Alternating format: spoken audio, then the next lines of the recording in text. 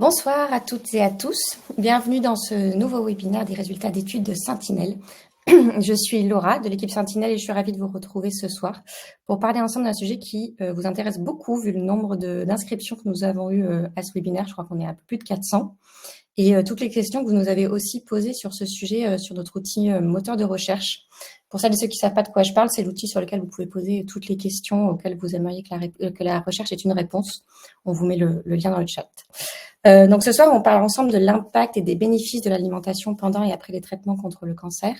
Et pour ce faire, je suis ravie d'accueillir Élise Martin, qui est sociologue et chercheuse en santé publique, Antonio Di Meglio, qui est oncologue et chercheur, et Bruno Reynard, qui est médecin nutritionniste et qui a un petit problème de caméra ce soir, mais ce sont les aléas du direct.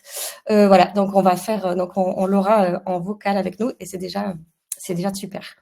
Merci à vous trois d'être avec nous pour venir nous nourrir, sans mauvais jeu de mots, de votre, enfin si un peu quand même, de votre expertise sur le sujet, et aussi pour nous parler du travail que vous avez mené sur l'étude de MEDEA, que du coup certaines d'entre vous connaissent dans l'assistance pour y avoir participé.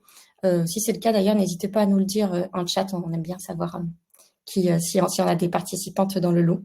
Avant de vous laisser tous les trois la parole, je voulais juste vous dire un petit mot sur l'espace sur lequel nous sommes ce soir. Vous avez un onglet de chat en bas à droite de votre écran pour réagir en direct à ce qui se passe et à ce qui se dit. Et un onglet aussi questions pour venir, qui porte très très bien son nom, pour venir poser vos questions. On vous encourage vivement à mettre vos questions dans cet onglet. Pour nous, ça nous permet d'avoir toutes les questions au même endroit et du coup de ne pas en oublier.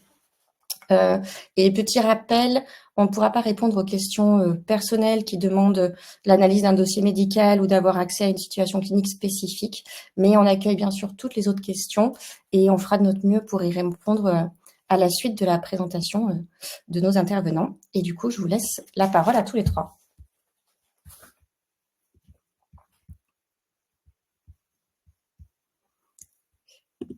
Bruno, est-ce que vous avez un micro ?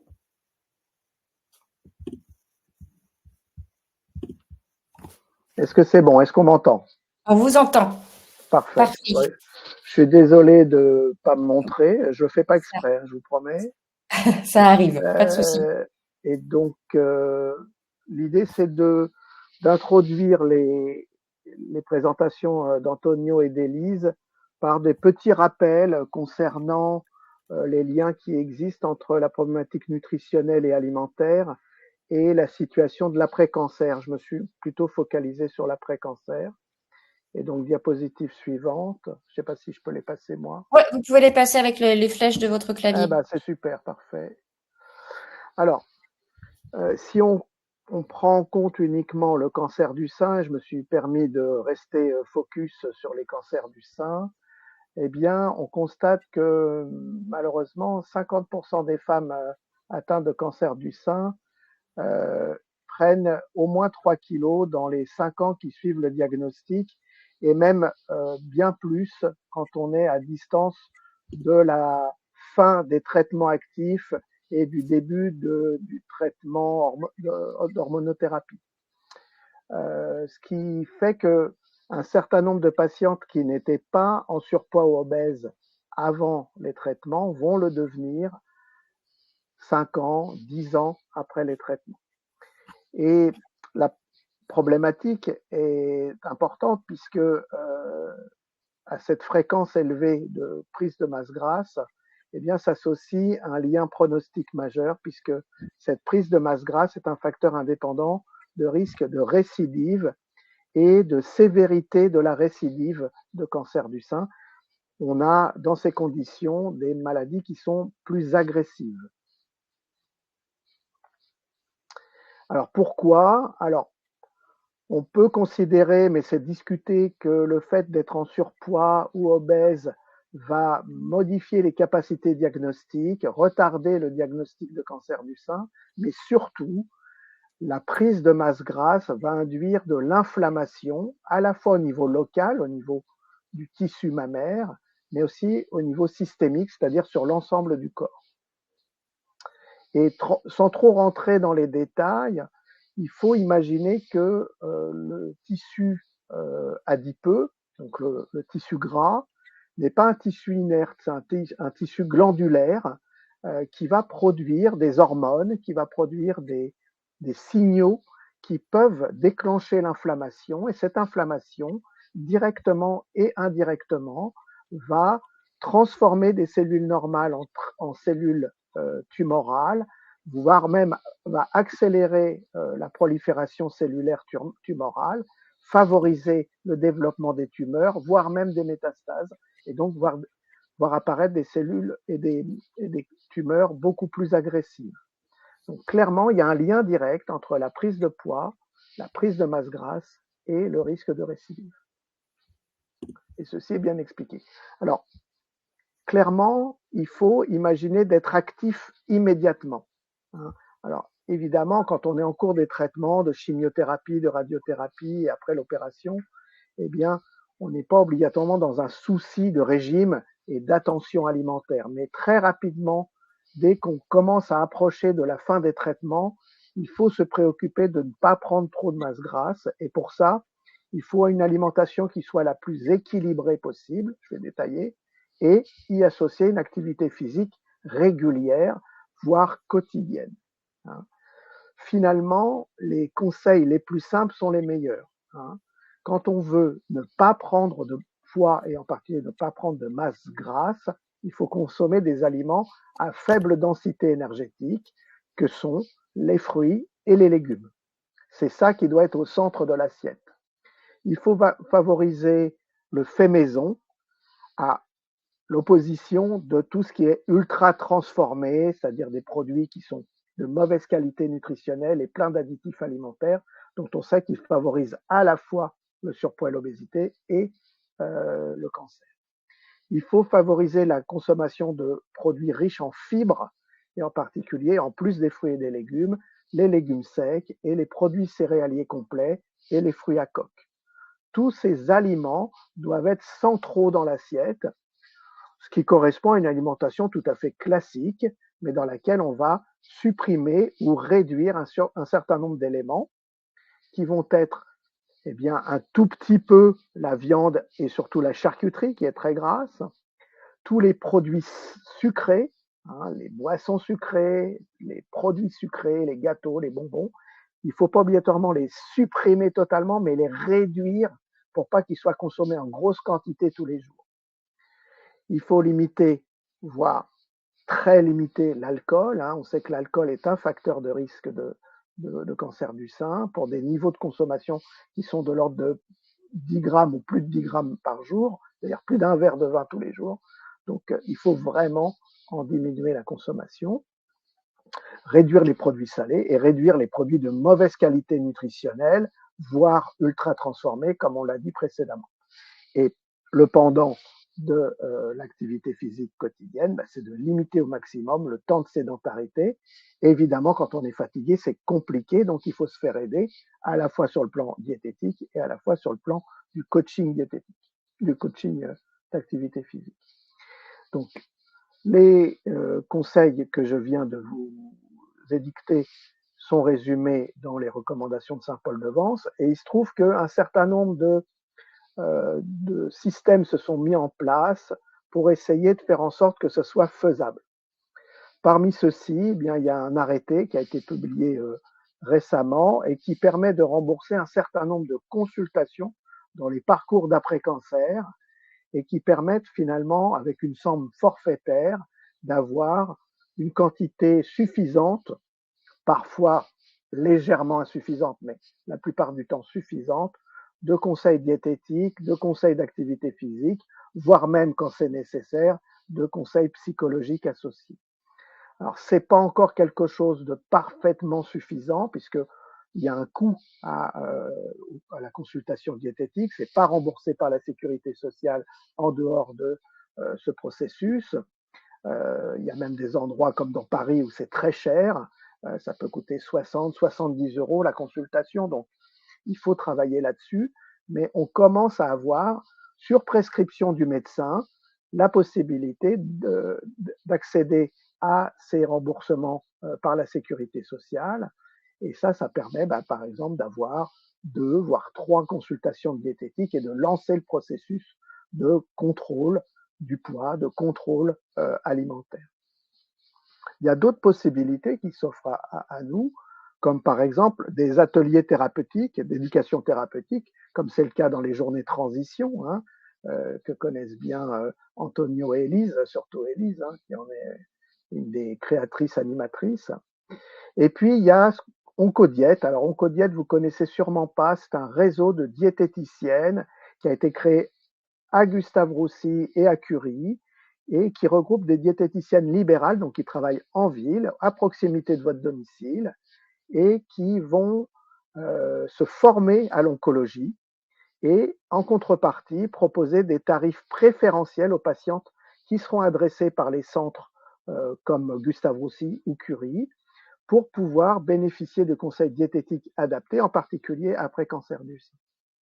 Donc ça, c'est vraiment quelque chose d'important parce qu'il faut qu'on trouve tous les moyens de faire en sorte que ces recommandations soient appliquées le mieux possible, avec des choses qui se font à l'hôpital, des choses qui se font à proximité du domicile.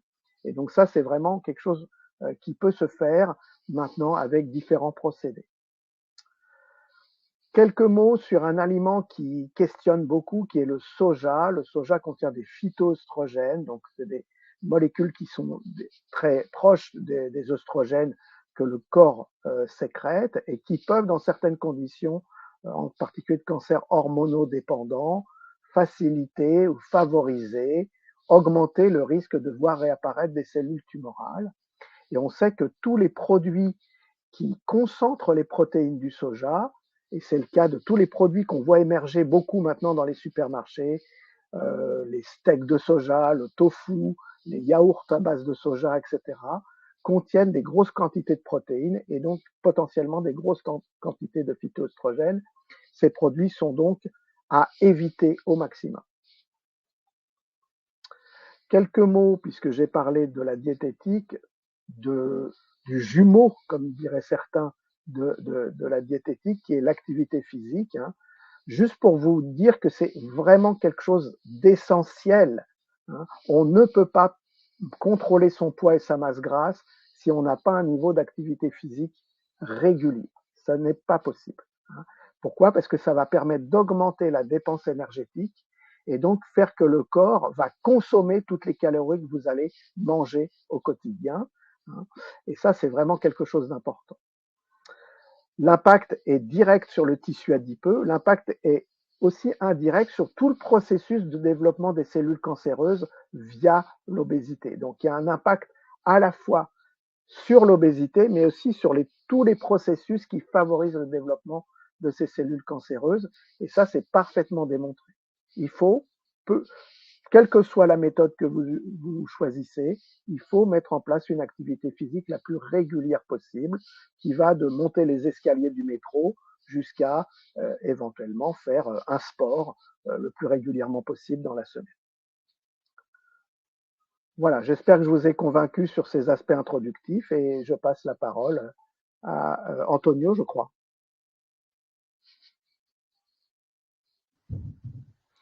Oui, c'est moi. Merci Bruno et bonjour à toutes et à tous. Merci pour votre participation à ce webinaire.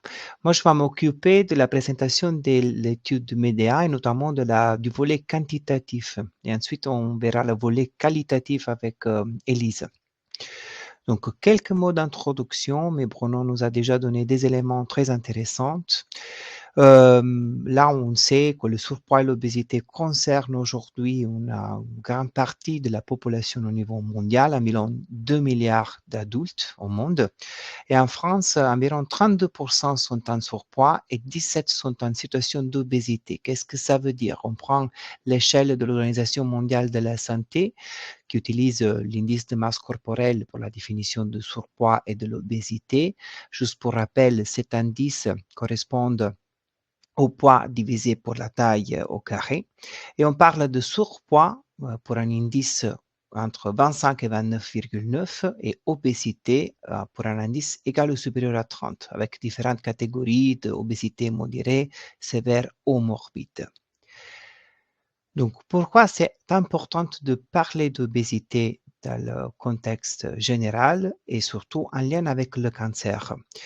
L'obésité, si on enlève les individus qui fument, c'est le premier facteur de risque pour cancer parmi les facteurs modifiables, donc tous les facteurs qui sont liés à l'hygiène de vie, aux habitudes comportementales. Et notamment, il y a un lien démontré entre obésité et plusieurs types de cancer, et notamment le cancer du sang après la ménopause.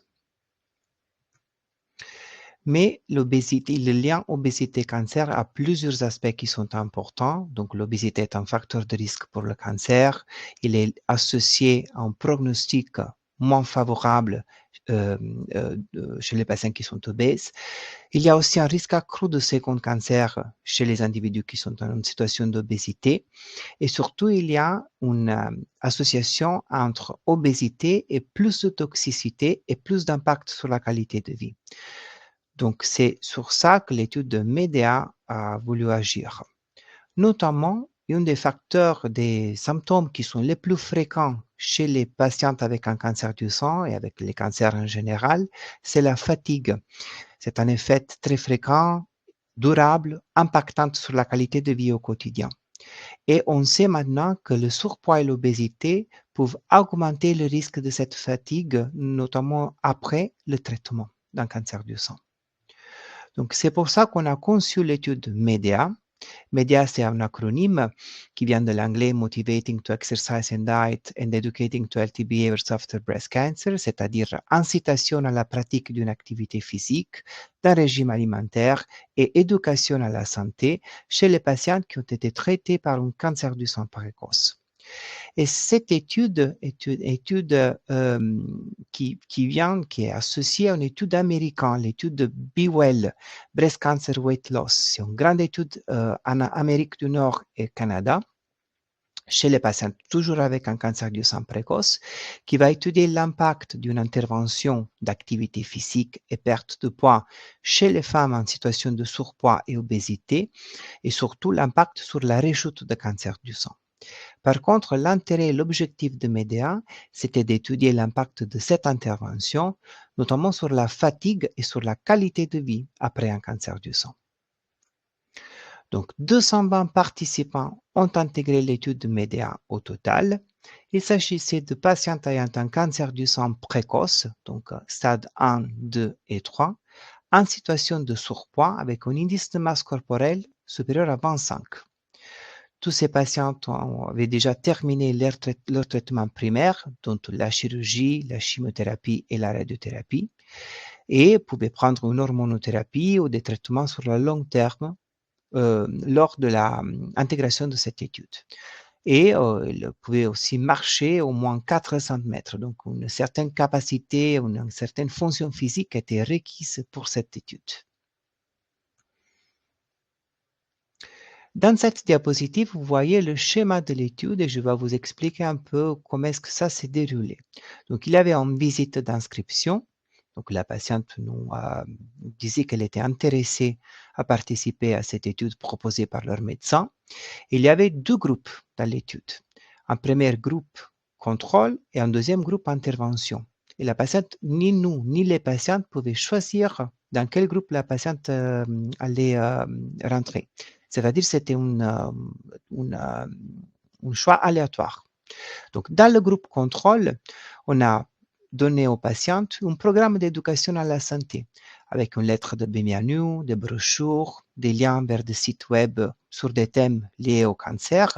Et les thématiques abordées incluent l'alimentation saine, l'exercice, la nutrition et le cancer.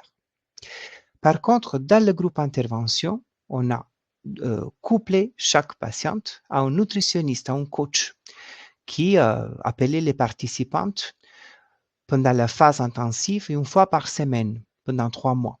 Ensuite, une fois tous les 15 jours, pendant 3 mois, et pendant les dernières 6 mois, une fois tous les mois, dans la phase de maintien. Les sujets abordés lors des appels étaient des sujets variés, notamment comment apprendre à avoir une alimentation plus saine, comment réduire le nombre de calories, contrôler les portions, comment démarrer et maintenir un programme d'activité physique, mais aussi comment gérer les pensées négatives, contrôler les émotions, célébrer la réussite tout au cours de cette intervention. La durée de l'intervention, c'était d'un an. Donc, vous voyez, il y avait une visite d'inscription, une première visite de suivi à 6 mois, une deuxième visite de suivi à la fin de l'intervention à 12 mois. Et on a aussi évalué l'impact de l'intervention à 18 mois, donc un an et demi après avoir intégré l'étude. Les objectifs de cette intervention étaient essentiellement 3. La perte de poids, perdre au moins 10% du poids à l'entrée de l'étude, réduire le nombre de calories par jour et augmenter progressivement l'activité physique jusqu'à 150 minutes par semaine lors de la phase initiale et jusqu'à 300 minutes lors de la phase de maintenance de cette intervention. Quels sont les résultats de cette étude? Donc, je vous ai dit, l'objectif principal, c'était d'évaluer l'impact sur la fatigue. On a étudié cet impact par des questionnaires que les participants ont remplis à la visite à la rentrée de l'étude à 6 mois, 12 mois et 18 mois. Comme vous le voyez, les deux groupes étaient très proches en termes de fatigue au moment du début de l'étude. Les deux avaient un score de 40 sur 100. Après, à la visite à M12, c'était notre cible principale, le groupe intervention avait moins de fatigue par rapport au groupe de contrôle, environ 7-8 points de différence. D'accord? Et cette différence était maintenue à 18 mois. C'est important à le dire, malgré nous avons remarqué cette différence, en utilisant des mots scientifiques, cette étude n'était pas significative, c'est-à-dire on n'a pas pu démontrer que cette différence n'était pas due au hasard. D'accord? Donc, vous voyez une différence, mais ce n'était pas une différence qu'on peut appeler significative en termes statistiques, en termes scientifiques. Malgré ça, il y avait un important impact sur la perte de poids. Donc, chez les femmes dans le groupe intervention, comme vous le voyez, par exemple, à la visite à 12 mois, il y avait une perte de poids d'environ 7 kg, en moyenne 6,8 kg. Ça correspond à environ 10% du poids de base. Donc, l'intervention a amené quand même à une perte de poids significativement plus importante par rapport au groupe contrôle dans le groupe intervention. Et cette perte de poids a été maintenue au fil du temps. Donc, 5 kilos en moyenne environ dans le groupe intervention à la visite à un an et demi, en mois 18 après le début de l'intervention. Il y avait aussi d'autres impacts importants. Notamment, l'intervention a amené à une augmentation significative de l'activité physique. Il n'y avait aucun effet délétère sur la qualité de vie. La satisfaction et l'adhérence étaient élevées. Elise va nous donner plus de détails sur la satisfaction avec cette intervention. Et un détail important, c'est que les patientes en ménopause ont tiré le plus grand bénéfice de l'intervention par rapport aux femmes qui n'étaient pas encore en ménopause. Donc, 3 points à retenir pour cette volet quantitatif. 7 programmes de perte de poids par téléphone média n'a pas entraîné une différence significative pour la fatigue liée au cancer en termes statistiques, mais a induit une perte de poids significative, environ 10 kg au total, en moyenne. Les patients ménopausés ont tiré le programme bénéfice et aussi cette étude média a suggéré qu'une intervention de perte de poids nord-américaine, je vous rappelle, c'est une étude jumelle de l'étude nord-américaine BeWell, était quand même adaptable pour être diffusée dans un contexte linguistique, de langue et de culture différentes par rapport aux États-Unis, notamment en France. Et je laisse Élise continuer pour le volet qualitatif. Merci Antonio, bonjour à toutes, bonjour à tous, j'espère que vous m'entendez bien. Donc, je suis Élise Martin, je suis sociologue et chercheuse à Gustave Roussy dans la même équipe qu'Antonio. Et donc, je vais vous parler maintenant des résultats du volet qualitatif de l'étude. Qu'est-ce qu'on veut dire par volet qualitatif? En fait, j'ai fait une étude qui s'appuyait sur des focus group, c'est-à-dire des entretiens de groupe en 2022 auprès des participants, donc des femmes qui ont participé dans le bras qui a reçu l'intervention média, donc dans le groupe qui a eu l'intervention qui a été suivie par les diététiciennes pendant les 12 mois. Les participantes étaient issues donc de 4 centres de lutte contre le cancer en France. On a fait ces entretiens de groupe donc à distance en visioconférence pour pouvoir réunir un maximum de personnes et être sûr qu'on ne fasse pas que les gens qui soient proches de nous. Et je me suis appuyée sur un guide d'entretien qui listait un petit peu les thématiques que je voulais adresser durant les échanges. Les focus group ont duré en moyenne 1h30. J'ai eu 4 à 7 participantes par focus group. Je les ai tous enregistrés, retranscrits, anonymisés et j'ai fait ce qu'on appelle une analyse de contenu thématique. En parallèle de tout ça, j'ai aussi fait passer aux participantes un questionnaire sociodémographique pour savoir un petit peu quelles étaient les caractéristiques des gens qui avaient pu participer. Et ce qu'on peut voir, c'est que la moyenne d'âge des participantes était de 58 ans, que globalement, elles avaient un niveau d'études plutôt élevé et qu'elles étaient plutôt issues d'un environnement urbain. Passons maintenant aux résultats. Donc globalement, les patientes ont donné des retours très positifs vis-à-vis de leur participation à l'intervention. En particulier, elles étaient satisfaites. Elles sont participées en ayant des objectifs. Ceux-ci ont été pour beaucoup atteints. Là, vous le voyez, pour la perte de poids, on a une patiente qui nous dit « Je suis très satisfaite de la perte de poids, de la reprise du sport, mais aussi parce que j'avais l'impression d'agir contre le cancer. J'ai eu un cancer agressif et il y a toujours une épée de Damoclès au-dessus de moi. Mais en perdant du poids et en faisant du sport, j'ai l'impression d'agir et c'est formidable. » Il y a aussi cette idée un petit peu d'être proactif et de pouvoir participer, entre guillemets, à sa guérison, à lutter contre une potentielle récidive, etc. Outre la perte de poids, il y a également une volonté de participer à l'étude et des résultats qui sont apparus sur la question de la réduction des effets secondaires et également une amélioration du bien-être. On a par exemple Sabine qui nous dit « Mon image de moi s'est améliorée. Quand on se regarde avec des kilos en moins, c'est vraiment agréable. Personnellement, je trouve que je suis beaucoup plus tonique. J'ai plus d'énergie, je peux courir après mes petits-enfants. Avant, avec tous ces kilos, c'était plus compliqué. » Et un petit peu plus loin, elle nous dit « Et j'ai moins de douleurs et je dors mieux. » Donc, du coup, on voit qu'il y a quand même plusieurs aspects sur lesquels ça a beaucoup aidé.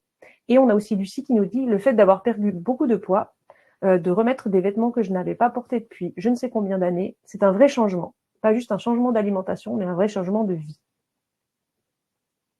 Les patientes avaient également participé aussi dans l'idée de se dire je vais essayer de lutter contre une potentielle rechute de la maladie. Il y a d'autres points du coup qui étaient cités comme importants et bénéfiques pour les patientes. Elles ont vraiment vu la partie intervention de l'étude comme quelque chose qui servait à être un catalyseur pour modifier leurs habitudes comportementales, à la fois du côté de la nutrition, avec ici des participants qui vont dire que ça les a aidés à comprendre plus les aliments qu'elles mangeaient, leur composition, d'autres personnes qui ont aimé le fait que ce soit ciblé vraiment sur le cancer, qui pouvaient remettre en question des idées reçues qu'elles pouvaient avoir auparavant, ou également parce qu'il y a des gens qui pensaient, entre guillemets, avoir des bonnes habitudes, mais qui au final réalisent que pas tant que ça, ou de mieux comprendre, entre guillemets, ce qu'elles mettaient dans leur assiette et de développer de nouveaux réflexes alimentaires. Ces habitudes comportementales, du coup, nouvelles ou qui ont pu se mettre en place, ont aussi touché la partie d'activité physique. On a par exemple une patiente qui nous dit « Je n'avais plus cette motivation. J'avais une énorme lassitude. » Et elle, sous-entendu la coach, elle m'a vraiment coachée. Elle m'a réappris à en avoir envie, à me booster, à marcher, à aller me promener avec le chien. Et maintenant, je suis devenue une accro. Je fais 2h30 de sport par jour. J'ai complètement changé et transformé ma vie.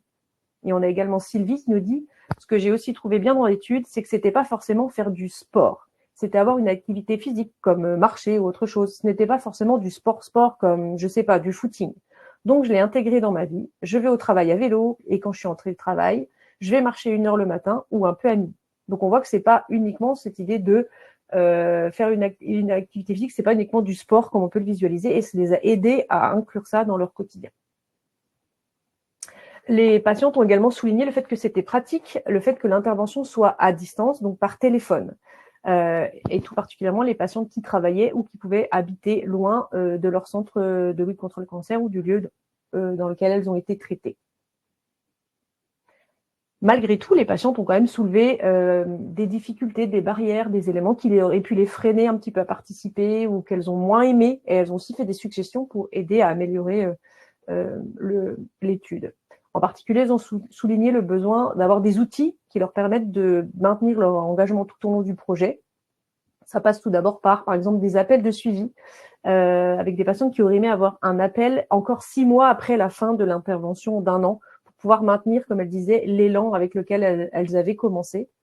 Ça peut également se manifester par un besoin plus poussé de soutien psychologique, avoir un psychologue qui pourrait être inclus dans Médéa, sachant qu'on recommandait quand même aux diététiciennes de renvoyer les patientes si elles voyaient qu'elles avaient des difficultés au niveau psychologique, de les renvoyer vers les unités de psycho-oncologie de leur centre de lutte contre le cancer. Mais il n'y avait pas de psychologue vraiment dans la partie intervention à proprement parler. Les patientes auraient également aimé avoir des outils qui leur permettent de s'auto-surveiller, comme d'avoir un récapitulatif de leur perte de poids, un petit graphique, de suivre un peu l'évolution tout au long de l'étude. Et enfin, elles auraient aimé avoir plus de recettes. On voit par exemple cette patiente ici qui nous dit que elle a 71 ans et qu'elle a quand même des habitudes alimentaires qui sont bien ancrées et que du coup changer sa façon de cuisiner, c'est pas toujours facile. Donc voilà. Autre point qu'elles ont soulevé, c'est le fait d'avoir un contenu qui soit adapté culturellement. Elles ont trouvé que dans Médéa, c'était une méthode, comme elles ont dit, qui était un peu à l'américaine en termes d'alimentation, avec la planification des menus ou bien encore le fait de manger des substituts de repas, qui est quelque chose qui n'est pas très forcément privilégié ou mis en avant en France. Et on a vu que du coup, même si ça a été montré dans la littérature que c'était efficace et que ça pouvait aider, c'est quelque chose qui peut-être correspond pas du tout à notre manière à nous en France, en Europe, de s'alimenter. Elles ont également souligné le fait qu'il y aurait besoin d'avoir vraiment un écosystème de recherche qui soit encore plus centré sur le patient. Que ce soit par exemple dans la sélection des questionnaires qui peuvent parfois être trop longs, leur paraître redondants, parce que là, elles ont trouvé par exemple que le questionnaire alimentaire était compliqué. Donc peut-être qu'en expliquant mieux pourquoi on pose ces questions, encore pourquoi est-ce que c'est parfois redondant, parce que justement, le but, c'est d'avoir leur réponse à plusieurs moments de l'étude pour pouvoir voir leur évolution. Ça pourrait permettre aussi que ce soit plus compréhensible pour elles et qu'elles adhèrent à cette idée. Également, elles ont plébiscité le fait d'avoir encore plus de communication, d'envoyer une newsletter, mais il y a des patientes qui auraient aimé avoir des résultats de l'étude. Sachant que c'est pas toujours évident d'avoir des résultats préliminaires, mais on aurait peut-être pu trouver un moyen de communiquer encore plus et de l'élément suivant qui était la création d'une communauté pour avoir vraiment ce sentiment d'appartenir à un groupe. J'ai participé à Médéa. Voilà. On a Adeline qui nous dit « J'aurais aimé rencontrer les femmes qui ont suivi le même programme pour échanger avec elles ». Donc en conclusion, on peut dire que l'intervention Médéa a été jugée acceptable par les participantes, que cette approche du coup issue d'une étude nord-américaine, donc Be Well, était applicable en France, comme disait tout à l'heure Antonio, malgré qu'on ait un contexte à la fois linguistique et culturel différent, mais que malgré tout, il y a encore des adaptations aux spécificités culturelles qui restent à faire, et que notre étude, du coup, permet de proposer des ajustements qui pourront optimiser les futures interventions de perte de poids qui pourront être faites en France ou dans un contexte européen qui peut être effectivement un peu différent de ce qu'on peut avoir en Amérique du Nord. Voilà. Merci beaucoup à tous et à tous. N'hésitez pas, du coup, à poser des questions dans le chat. On va y répondre avec grand plaisir. Merci à tous les trois pour toutes ces informations et ces résultats et ces témoignages que je trouve moi toujours hyper émouvants et instructifs. Alors on a plein de questions en effet dans le chat, donc je vous laisserai peut-être vous partager la parole, peut-être que si vous voulez compléter la réponse de l'un, n'hésitez pas à faire un petit ping-pong. Alors on a Christine qui je crois a rebondi sur l'histoire des protéines de soja dont nous parlait Bruno et qui nous dit « Je pensais que les protéines étaient nécessaires après la ménopause pour lutter contre les pertes musculaires ». Alors, déjà, rebondir sur des protéines, c'est très fort.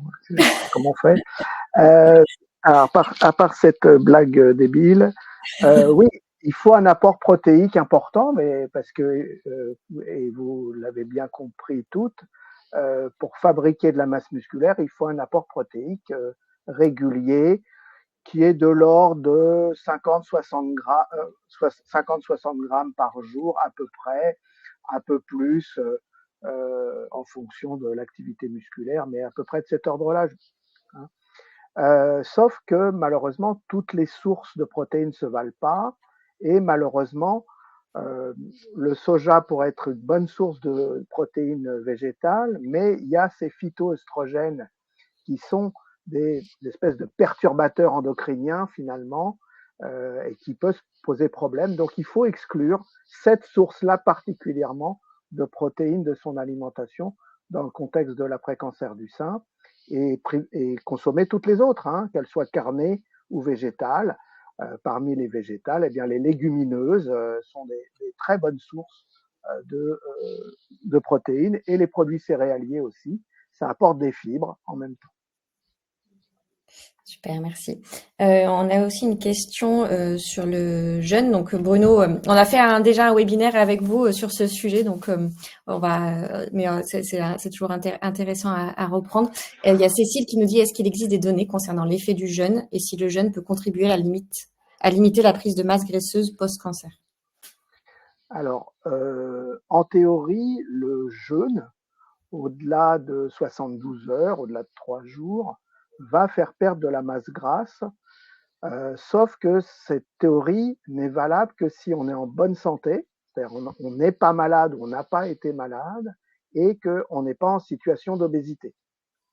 À partir du moment où on a une situation de maladie cancéreuse ou qu'on est à proximité d'une maladie cancéreuse et ou qu'on a un surpoids majeur ou une obésité, eh bien, il y a des processus qui sont liés à l'inflammation qui vont faire que on va perdre au moins autant de masse musculaire que de masse grasse dans des conditions de jeûne, et donc on va avoir plus d'effets délétères que d'effets bénéfiques. Et actuellement, dans la littérature scientifique, les résultats sont à peu près tous similaires, c'est-à-dire qu'il n'y a pas d'effet sur le risque de récidive. Par contre, il y a des pertes de poids et de masse musculaire qui altèrent la qualité de vie. Donc, pas de bénéfice du jeûne démontré. Très clair. Sur le risque de récidive, on a 2 questions. On a Julie qui nous demande à partir de quel IMC le risque de récidive devient significatif, et Isabelle qui nous demande si on est déjà en surpoids, est-ce que si on maigrit, ça peut réduire le taux de récidive ou est-ce que c'est trop tard? Alors, dans la littérature, en particulier nord-américaine, à chaque fois qu'on passe un palier de 5 d'indice de masse corporelle, on augmente de façon significative par rapport à la population du niveau en dessous son risque de récidive de cancer ou de cancer. Donc, quand on passe de 25 à 30, on majore. Quand on passe de 30 à 35, on majore, etc., etc. Donc, en fait, il y a un continuum. Plus on est en surcharge de masse grasse, plus le risque augmente. Il y a un effet dose, presque. Très bien, merci. Antonio, tu voulais réagir? Oui, en fait, concernant le risque de récidive, on n'a pas encore la réponse, c'est-à-dire on ne sait pas encore si dans le domaine de cancer du sein précoce, chez les patients qui sont en surpoids ou obésité, effectivement, la perte de poids peut être associée à une amélioration du pronostic en termes d'amélioration et une réduction de risque de rechute. On aura les résultats d'une grande étude américaine, l'étude BeWell, qui normalement vont sortir dans l'année. Et donc, on attend avec impatience ces résultats. C'est une grande étude qui a recruté plus de 3000 femmes aux États-Unis et au Canada. Et justement, l'objectif principal, c'était de voir si une perte de poids était associée à une amélioration du pronostic. Merci beaucoup. On a Isabelle qui nous demande si les traitements hormonodépendants du cancer du sein font facilement prendre du poids. Comment aménuiser ce risque de prise de poids qui devient plus difficile avec la cortisone, des chimios et l'hormonothérapie? Alors, quand on analyse les facteurs de risque de prise de poids et en particulier de masse grasse après cancer du sein, la première cause, c'est des modifications du comportement alimentaire et pas l'hormonothérapie. Évidemment, c'est un facteur supplémentaire qui intervient, mais le premier, c'est les modifications de comportement alimentaire.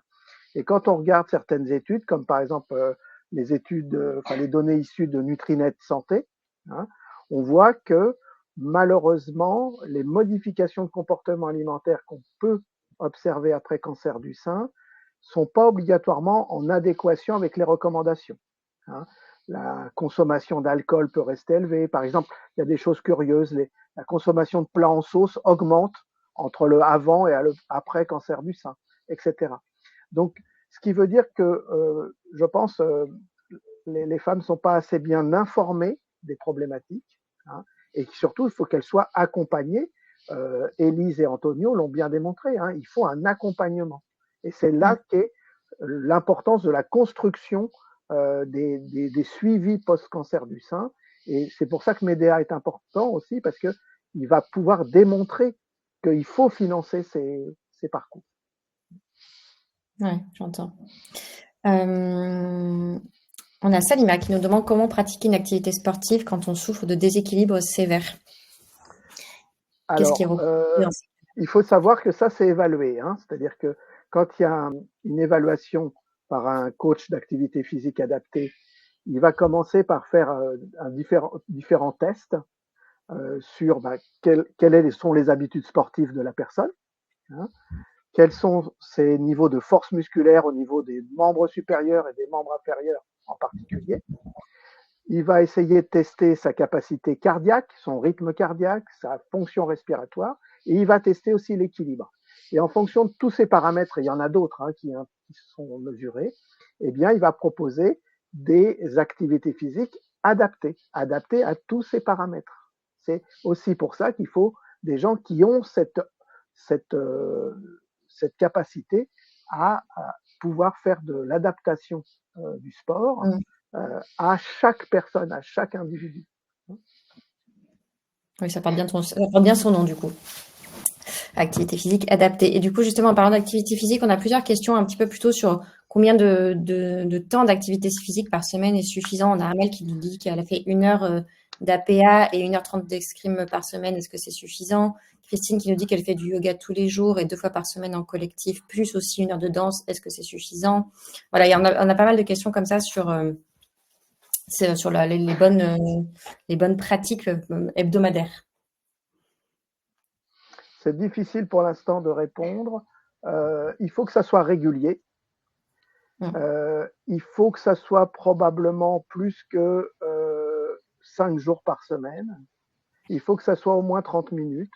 Après, le niveau d'intensité, la qualité, c'est-à-dire contre-résistance ou d'endurance, ça, c'est encore très discuté.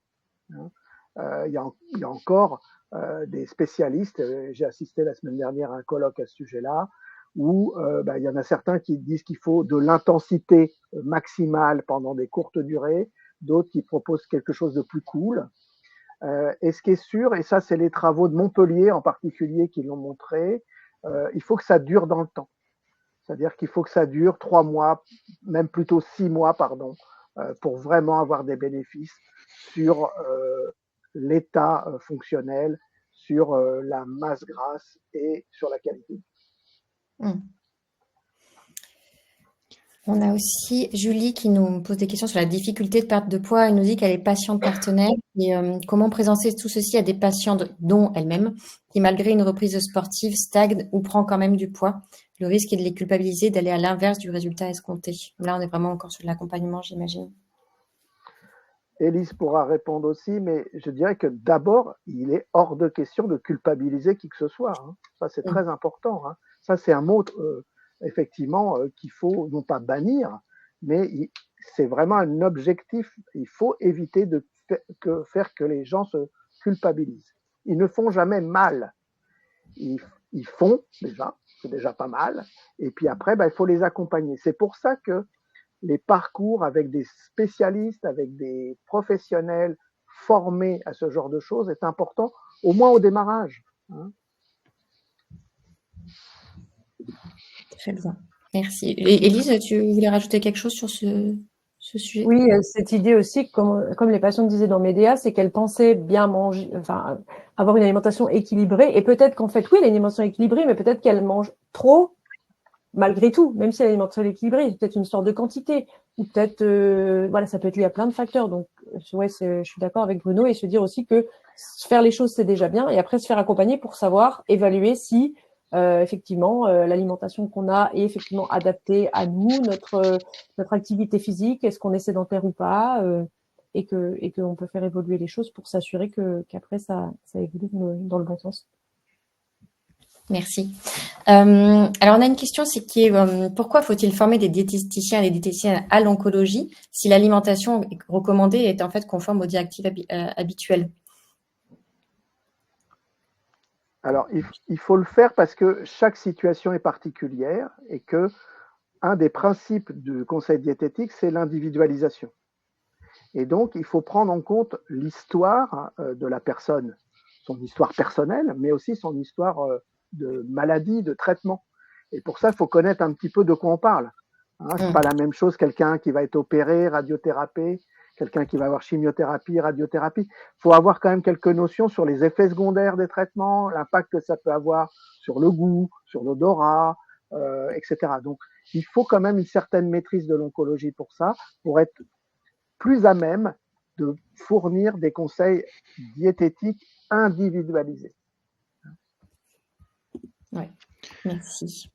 Et je me permets de rajouter juste quelque chose à ce que Bruno a justement dit.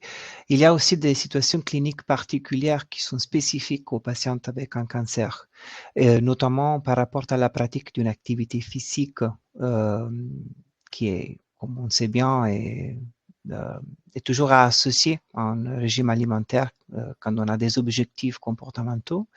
Notamment, je pense aux patients qui souffrent de neuropathie, de difficultés de la marche, stabilité, des patients avec des situations métastatiques particulières. Donc, on a des recommandations internationales sur comment gérer ces patientes et c'est important d'être formé justement en suivant ces recommandations. Donc, il y a un vrai sujet, un vrai intérêt d'avoir une formation spécialiste en oncologie.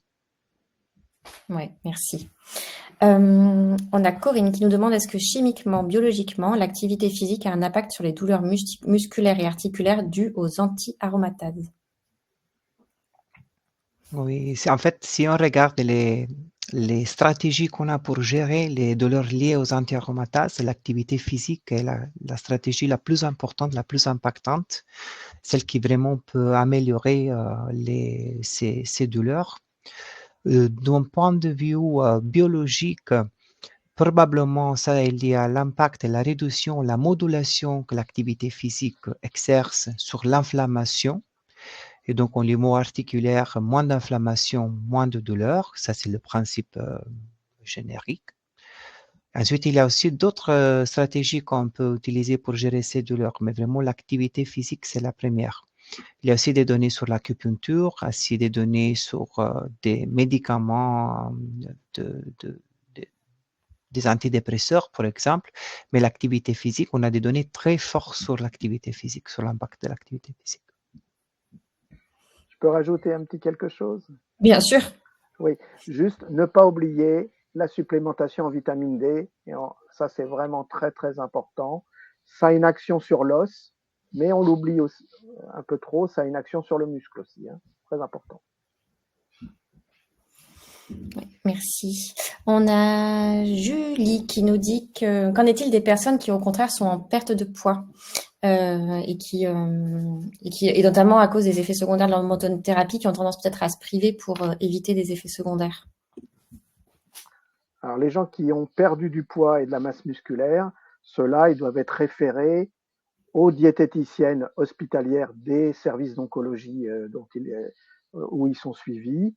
À Gustave Roussy, il y a un service de nutrition.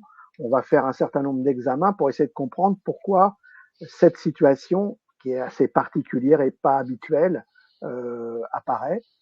C'est la plupart du temps lié au fait que, un peu comme on disait tout à l'heure, là on a un déséquilibre inverse, c'est-à-dire qu'il y a un apport nutritionnel qui est très largement inférieur aux besoins nutritionnels du corps de la personne, contrairement à tout à l'heure.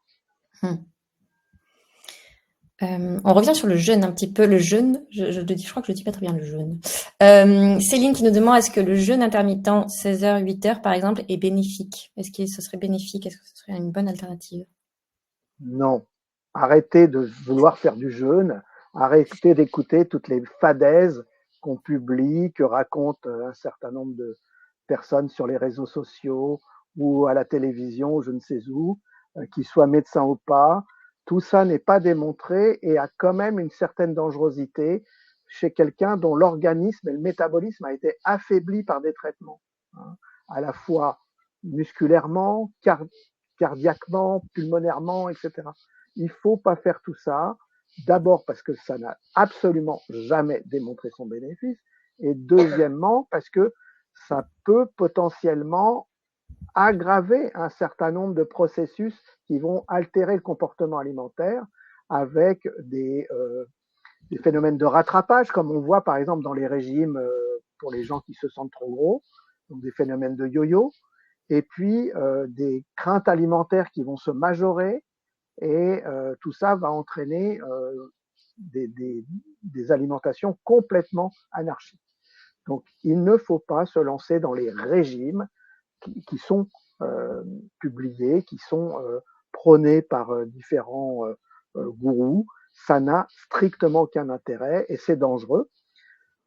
Je dirais que si vous voulez absolument le faire parce que vous voulez tenter l'expérience et que vous êtes curieuse et que bon, bah, vous y croyez quand même, faites-vous accompagner quand même par un diététicien ou quelqu'un qui s'y connaît un petit peu, si possible dans les centres de référence de cancérologie, hein, parce que au moins vous aurez quelqu'un d'objectif qui va pouvoir vous suivre et dire bah stop, il faut arrêter là. Ouais, merci. Et on vous met dans le chat le lien vers le webinaire qu'on avait fait sur vraiment que sur ce sujet, voilà, qui sera plein de ressources, je pense, aussi pour celles que ça intéresse. On a beaucoup de questions encore. Alors, il nous reste 7 petites minutes. Ah oui, on a une question sur l'étude MEDEA en elle-même. Cécile qui nous demande quand est-ce que les résultats seront publiés. Est-ce que vous avez une petite idée? On espère rapidement. On a présenté les résultats lors d'une conférence d'oncologie médicale l'année dernière, donc un petit aperçu des résultats tels que je vais vous montrer dans les médiapos. Et ensuite, on est en train on dit soumettre notre papier quantitatif et qualitatif. Donc, il y aura un processus de révision de ces papiers. Donc, j'espère pour fin d'année, on aura la publication définitive de ces résultats. Mais c'est très long. Hein. Oui. C'est très long. C'est toujours un processus long. Il faut qu'il y ait des gens qui regardent, qui nous fassent leur retour. On peut être accepté, on peut être rejeté. Si c'est le cas, il faut retenter dans un nouveau journal. Donc, c'est tout un processus, la recherche qui effectivement prend du temps. Et c'est vrai que c'est aussi frustrant pour nous de ne pas pouvoir partager nos résultats avec les gens qui ont participé à l'étude et même avec le grand public et de devoir patienter. Mais voilà, on a finalisé les articles. Ils vont être soumis, en tout cas, dans les semaines qui viennent et on espère pouvoir fournir les résultats au plus vite. Trop bien. Bon, on patiente, mais on sait que ça va le faire, c'est sûr. On a Sophie qui nous pose une question sur les probiotiques. Alors, la question est très simple. Et les probiotiques, alors? Alors, bah rien. C'est une piste intéressante, hein, parce que on n'en a pas parlé, mais une partie du processus d'obésité, alors préalable à toute maladie, donc l'obésité telle qu'on voit dans la population française, est probablement en lien avec ce qu'on appelle la dysbiose, c'est-à-dire le déséquilibre du microbiote intestinal, hein, favorisé par un certain type d'alimentation, faible en fibres, ultra transformée par exemple. Et cette dysbiose, eh bien maintenant on commence à imaginer de pouvoir la corriger par des probiotiques en apportant les bactéries qui manquent pour pouvoir justement contrer ces phénomènes qui favorisent l'obésité et changer le métabolisme. Donc peut-être que chez quelqu'un qui acquiert beaucoup de masse grasse après un traitement anticancéreux, ça pourrait être valable aussi. Pour l'instant, il n'y a pas les études. Un des points clés, c'est pas les publications des études, là, c'est le fait que pour l'instant, les produits probiotiques n'ont pas une stabilité microbiologique suffisante. C'est-à-dire qu'on n'est pas capable pour l'instant, sauf dans des équipes de recherche très spécialisées, donc pas dans le commerce, de mettre la quantité connue de bactéries qui va rester tout le long de la vie de la gélule et donc d'être sûr qu'on va avoir la bonne quantité et le bon type de bactéries quand on va avaler la gélule. Voilà. Donc pour l'instant, les probiotiques disponibles ne sont pas démontrés efficaces et sont probablement pas de bonne qualité. Ok, merci. Isabelle qui nous demande est-ce qu'il existe d'autres aliments à exclure? On avait parlé du soja justement. Est-ce que voilà, il y a d'autres Alors il y a juste le pamplemousse qui peut être problématique parce que dans le pamplemousse, il y a une molécule qui interfère avec différents systèmes enzymatiques, dont le cytochrome P450, et qui peut modifier la pharmacologie de certains médicaments. C'est le cas de certaines hormonothérapies. Donc, si possible, il faut se passer d'une consommation quotidienne, très régulière en tout cas, de pamplemousse, hein, C'est le seul agrume, en dehors des oranges amères qui ne sont consommées que sous forme de confiture, qui a cette remarque. Ok. On a Corinne qui nous demande, durant un traitement d'hormonothérapie, faut-il éviter les épices, les plantes aromatiques contenant des phytoœstrogènes? Non, là on est sur des quantités qui sont bien plus faibles que avec le soja. Hein. Vraiment, c'est des toutes petites quantités, donc il n'y a pas de risque. Et c'est vraiment dans les aliments qui concentrent les protéines du soja qu'on a vraiment des taux de phytoestrogènes, d'isoflavones très élevés. C'est pas du tout dans la pousse de soja ou dans le haricot et d'amamé qu'on a ce genre de problème. Ouais, on a aussi Isabelle et Agnès qui rebondissent là-dessus, qui nous disent et qu'en est-il du curcuma et du lin?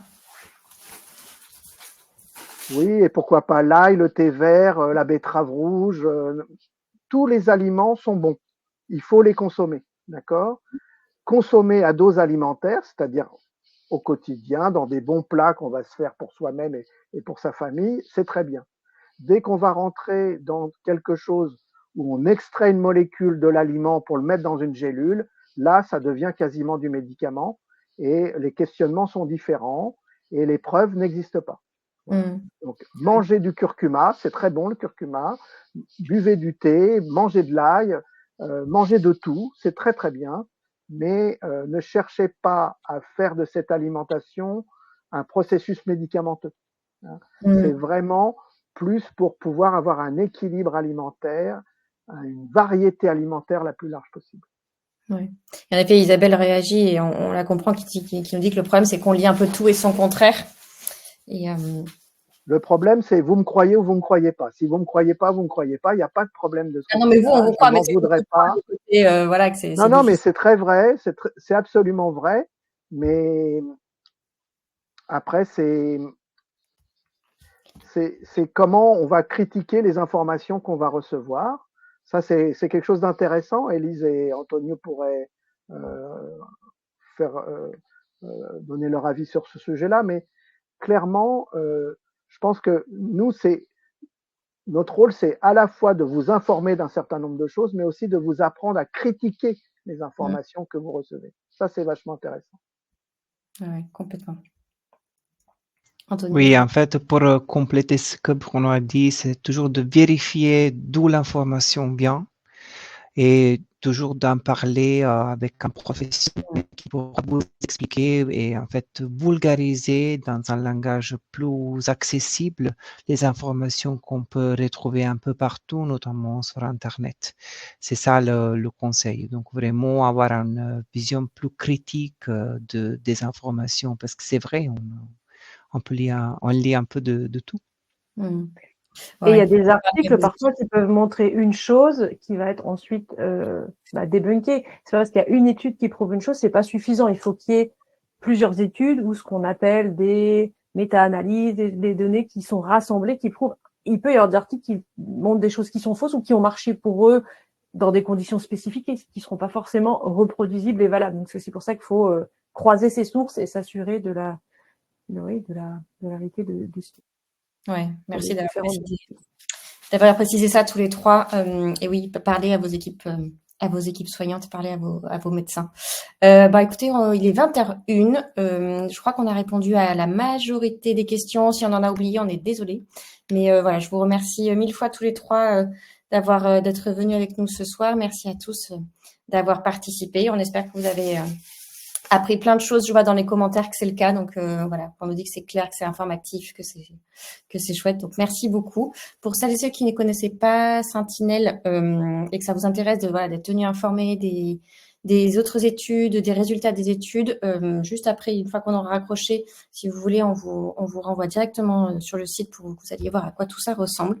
Et voilà, merci encore à tous. Je vous souhaite à tous une très bonne soirée et on vous dit à très bientôt.